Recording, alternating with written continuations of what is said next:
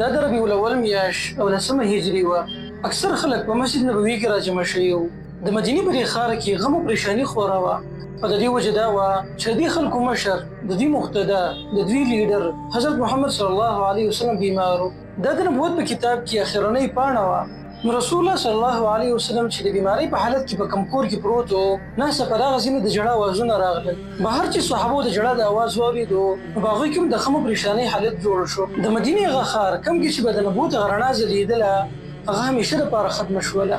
نو ډېر غم د وجې نه هر ولاړ انسان کېناستو او هر ځای نه د ژړا اوازونه شروع شو. لیکن د دې خلکو دا ژړا او خفګان په حقه و، ځکه چې د رسول الله صلی الله علیه وسلم په وفات سره امت یتیم شو. هغه مدینه کوم کې چې ملایکه نازلېدل، وحی به یې راوړه، او د برکت یو ماحول و، هغه همیشه دپاره ختم شو. لیکن بالاخر په صحابو کې ابوبکر صدیق رضی الله عنه خپل زړه راجمع کړو، پاڅېدو او صحابو ته یې مؤثر بیان وکړو او هغوی په یو خبر باندې راجمع کړل. رسول الله صلی الله علیه وسلم لا دفن شوی نه و.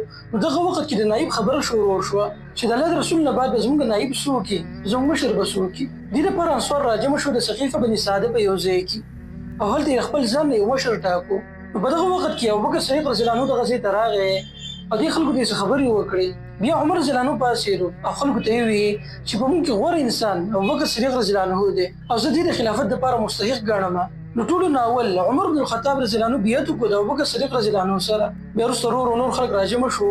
بیا تقریبا په لږ وخت کې ټول مدینې والا خلکو د ابوبکر صدیق رضی الله عنه سره بیعت وکړو او هغوی د خپل ځان لپاره خلیفه مقرر کړو. نو بیا تقریبا ابوبکر صدیق رضی الله عنه د 2 کالو پورې خلافت وکړو. لیکن د خلافت بوج په د رسول الله صلی الله علیه وسلم د جدایي داسې وه چې ابوبکر صدیق رضی الله عنه ډېر کمزوری کړی و، هغه ډېر بیمار کړی و. بیا د بیمارۍ د وجې نه لږ ورځې بعد ابوبکر صدیق رضی الله عنه وفات شو. او د وفات نه مخکې د مسلمانانو لپاره عمر بن الخطاب رضی الله عنه دویم خلیفه مقرر کړو. عمر رضی الله عنه د خلافت میلاو شو او د دغه وخت نه د مسلمانانو د ترقۍ هغه دور شروع شو. د عمر رضی الله عنه د دور خلافت د مسلمانانو لپاره یو قسمه ګولډن ایج و. په دې دور کې مسلمانانو ته ډېر غټې فتحې میلاو شوې، لکه د عراق، شام او مصر په شان غټ غټ ښارونه فتح شو. او د مسلمانانو حکومت مشرق طرف ته خراسان او مغرب طرف ته افریقې ته ورداخل شو. لیکن بیا د 10 کالو د خلافت کولو نه بعد عمر رضی الله عنه یو ورځ د سهار لمونځ کوو صحابو ته.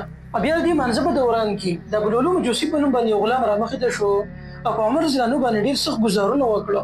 دا ګزارونه ډېر سنګین و. د دې زخم د وجې نه څو ورځې بعد عمر رضی الله عنه وفات شو. لیکن عمر بن الخطاب رضی الله عنه د خپل وفات نه مخکې 2 صحابه راجمع کړل. هغوی ته یې دا وویل چې تاسو په خپل منځ کې یو کس خلیفه مقرر کړئ. نو کله چې عمر رضی الله عنه وفات شو، نو په دې سره بحث شروع شو چې په دې 2 کسانو کې به کوم یو کس خلیفه کېږي. نو ټولو نه اول خو په دې 2 کسانو کې د 15 کسان د خلافت نه شاته شو. دوی د خلافت د بوج نه دستبرداري اختیار کړه. صرف 2 صحابه داسې پاتې شو چې هغه د خلافت دپاره امیدوار. یو طرف ته عثمان بن عفان، دویم طرف ته علي بن ابي طالب رضی الله عنه ولاړو. لیکن بیا ډېر سوچ فکر نه بعد په دوی کې عثمان بن عفان رضی الله عنه د مسلمانانو لپاره دریم خلیفه مقرر کړی شو. بیا د عثمان رضی الله عنه د دور خلافت د مسلمانانو لپاره ډېر ښه و، چونکې عثمان رضی الله عنه یو تاجر انسان و. دې وجې نه د ده په دور حکومت کې مسلمانانو ته اقتصادي او معاشي لحاظ سره ډېر ترقي میلاو شوه. یعنې د ده په دور حکومت کې اسلامي خلافت ته سیاسي او اقتصادي طور باندې ډېر غټه ترقي میلاو شوې وه. لیکن دلته ستم دا و چې څو کاله د حکومت کولو نه بعد د عثمان رضی الله عنه په دور خلافت کې بغاوتونه شروع شو او دا بغاوتونه ورځ تر ورځې سیوا کېدل، تر دې چې یو ورځ د باغیانو یو غټ ګروپ مدینې ته راداخل شو. دوی د عثمان رضی الله عنه د کور نه محاصره واچوله. باغیانو بار بار د عثمان رضی الله عنه دا مطالبه کوله چې ته خلافت پرېږده چې موږ ستا په ځای باندې بل یو کس مقرر کړو. لیکن عثمان رضی الله عنه د دې خلکو دې شرط منلو ته تیار نه و او د دوی سره یې جنګ هم نه کوو. نو بالاخره د دې محاصرې نه څو هفتې بعد دې خوارجو دروازه ماته کړله او کور ته دننه ورغلل. ویل کېږي چې عثمان رضی الله عنه په دغه وخت کې د قرآن تلاوت کوو. دوی راولګېدل، په هغه باندې شدید ګزارونه وکړه او د دې ظلم په نتیجه کې د مسلمانانو دریم خلیفه عثمان بن عفان رضی الله عنه شهید شو. عثمان رضی الله عنه شهید شو، لیکن دلته خو دا خبره واضحه ده چې عثمان رضی الله عنه د 2 کار خپل کړي وو او په دې باندې ډېر سخت عمل کړی و په خپل وخت کې. یو دا چې خلافت یې نه و پرېښودی، او که د مسلمانانو دې خلیفه چېرته دا کار کړی وی یا د خلافت یې پرېښودی وی، نو په دې سره به یو غلطه طریقه رایج شوې وه. بیا به خلکو همیشه بغاوتونه کول د خپل مشر په خلاف او هغه به یې معزول کوو. دویمه خبره دا وه چې عثمان رضی الله عنه د دغې باغیانو په خلاف چې د جنګ نه و کړی، صحابه یې ټول د جنګ کولو نه منع کړي وو. په د هغې وجه دا وه چې عثمان رضی الله عنه دا نه غوښتله چې مسلمانانو وینه تویې کړي. دې خلکو په ظاهر ځان ته مسلمانان وي، کلمه یې ویله. دې وجې نه د مسلمانانو د خلیفه دا نه غوښتله چې زما په امر سره د مسلمانانو وینه تویې شي.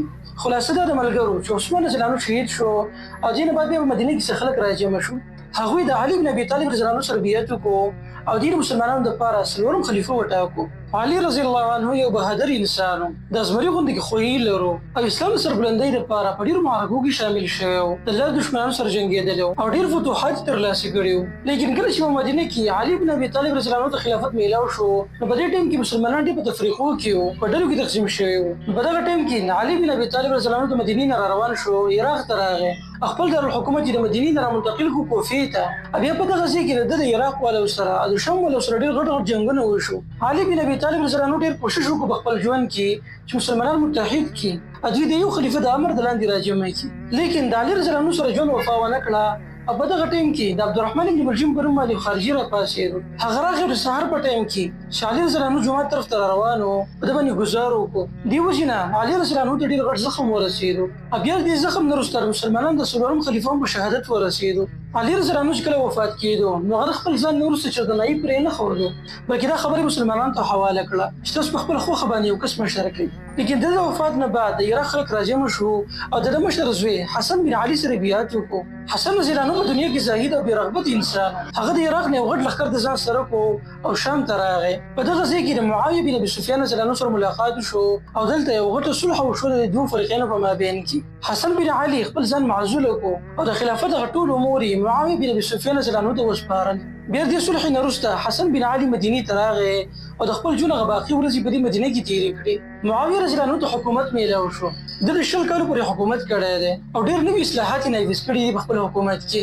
د ده په دورې حکومت کې ډېر عدل او انصاف قایم و، تر دې چې ډېرو صحابه او تابعینو د ده حکومت ډېر صفتونه کړي دي. خو دلته یو خبر ضرور وه، کله چې خلافت معاویه رضی الله عنه ته حواله شو، نو په دې سره ملوکیت شروع شو، د بنو امیه په خاندان کې بادشاهي شروع شوه. دوی د بنو امیه ځکه ویلی کېږي چې د معاویه رضی الله عنه یو نیکه دی چې هغه د امیه په نوم سره یادېږي. هغه خپل خاندان کې یو شرافت او عزت والا انسان و، دې وجې نه دوی خپل نسبت هغه ته کوو او دوی ته بنو امیه ویلی کېږي په تاریخ کې. نو د معاویه رضی الله عنه په دې حکومت سره د بنو امیه ابتدا کېږي او دوی بیا د 132 هجرۍ پورې حکومت کړی دی. په دوی کې ډېر ظالمان بادشاهان هم راغلي دي چې هغوی ډېر ظلم کړی دی په علماو باندې، په صحابو باندې. لیکن په دوی کې د عمر بن عبدالعزیز رحمه الله په شان یو اوچت انسان هم تېر شوی دی. عمر بن عبدالعزیز رحمه الله د خپل دور یو اوچت انسان شمارلی کېږي، تر دې چې د په دورې حکومت کې خوارج هم نه و، هغه هم د ښه انسان ویلی و، ده ته به یې په ښه نظر سره کتل. د په دورې حکومت کې عدل او انصاف ډېر په اعلی مرتبه باندې قایم و، تر دې چې خلکو ده ته عمر ثاني لقب ورکړی دی او ده د عمر بن خطاب رضی الله عنه وصی هم دی.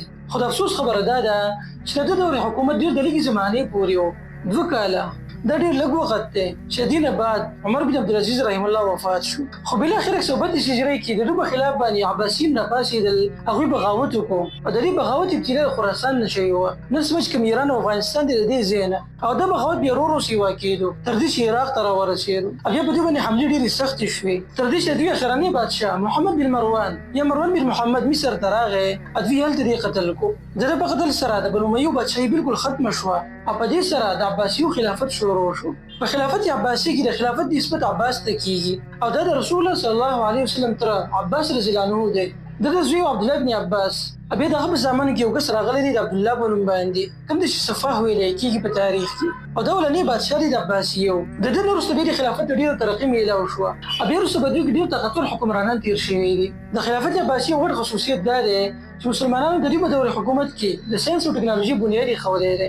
مسلمانانو کې د ساینسدانانو ابتدا د دوی په دور حکومت کې شوې ده، تر دې چې د منطق او فلسفې ابتدا هم د دوی په دور حکومت کې شوې وه او د دوی د خلافت بیا مسلسل جاري و تر دې چې 656 هجري راغله.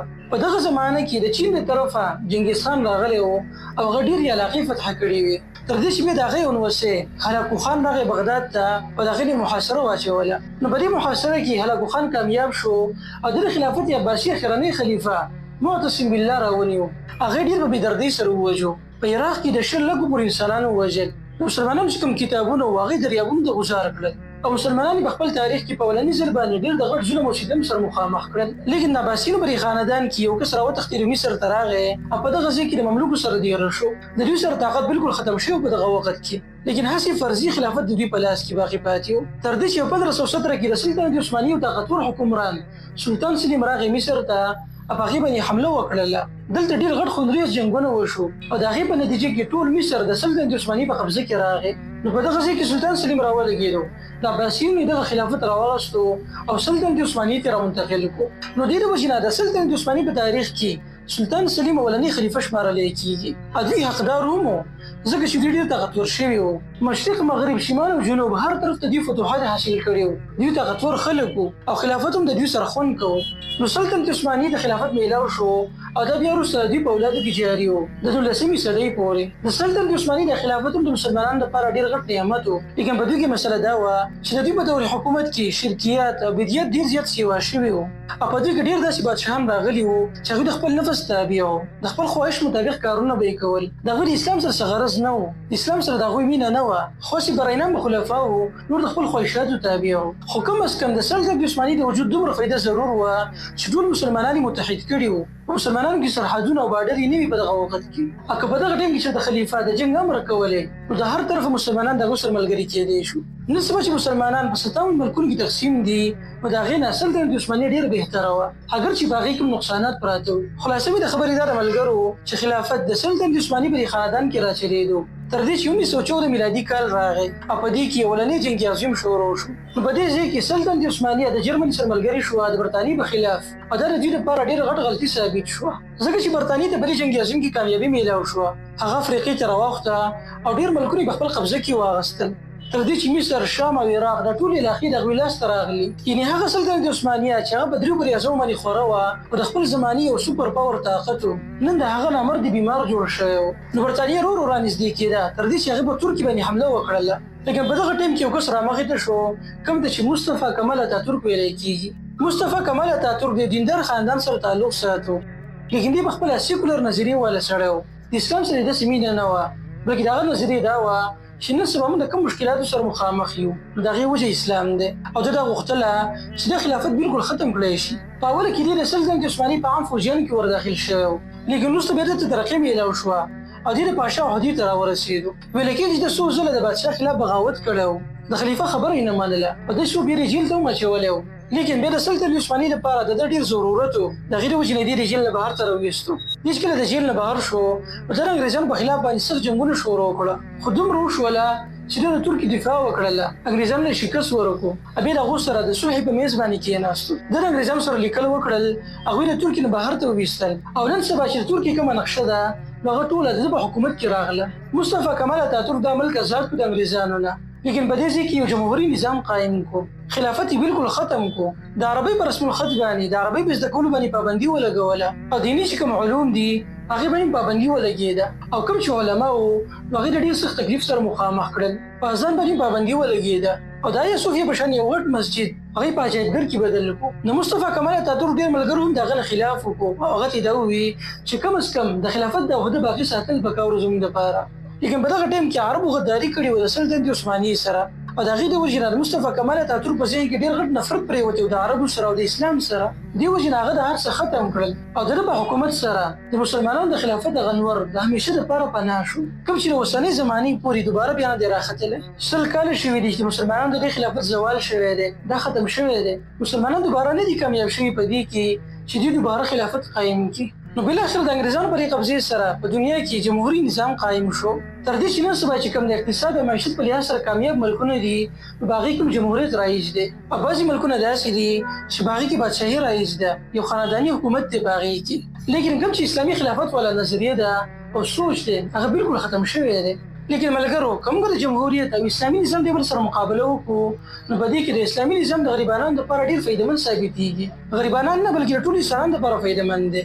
اسلامي نظام د ټولو اولنۍ خبره د امن ده چې په دغه نظام کې به امن وي، په هغې کې به انصاف وي د خلکو لپاره. که بادشاه دی او که ګدا دی د هغه لپاره به قانون یو شان وي، د دوی لپاره به قانون جدا کېږي نه. په اسلامي نظام کې به د مالدارانو نه مال اخیستی کېږي د زکات په صورت کې او په غریبانانو به تقسیمېږي. په اسلامي نظام کې به په سودي نظام باندې پابندي وي، سود به بالکل بني او بل طرف ته په بیع او تجارت باندې به بالکل ازادي وي. نو ملګرو دا د اسلامي خلافت هغه مختصر تاریخ و چې موږ تاسو ته وړاندې کړو، کوم چې د زمانې په تېرېدلو سره خلکو ته رامنتقل شوی دی. نو الله سبحانه وتعالی دې په مسلمانانو باندې رحم وکړي او خلافت کوم چې یو نعمت دی د ټول انسانیت دپاره هغه دې الله دوباره په دې ځمکه باندې نافظ کړي.